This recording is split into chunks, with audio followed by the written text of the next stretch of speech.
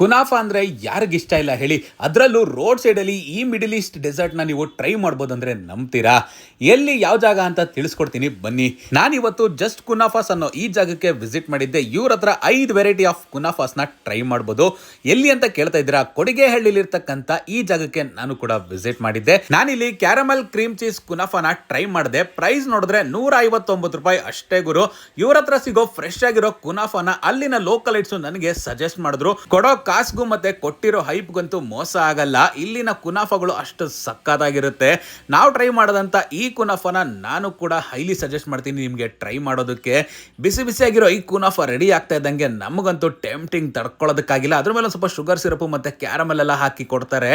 ತಿನ್ನೋದಕ್ಕೆ taste wise ಹೇಗಿತ್ತು ಅಂತ ಕೇಳಿದ್ರೆ ಸಕ್ಕತ್ತಾಗಿತ್ತು ಗುರು. ಟೇಸ್ಟ್ ಅಂತೂ ನೀವಂತೂ ಟ್ರೈ ಮಾಡಿದ್ಮೇಲೆ ಫಿದಾ ಆಗೋದಂತೂ ಗ್ಯಾರಂಟಿ. ಜಾಗ ನೆನಪಿದೆಯಲ್ಲ, ಕೊಡಿಗೆಹಳ್ಳಿಲಿರ್ತಕ್ಕಂಥ ಜಸ್ಟ್ ಕುನಾಫಾಸ್ನ ಮಿಸ್ ಮಾಡದೆ ವಿಸಿಟ್ ಮಾಡಿ.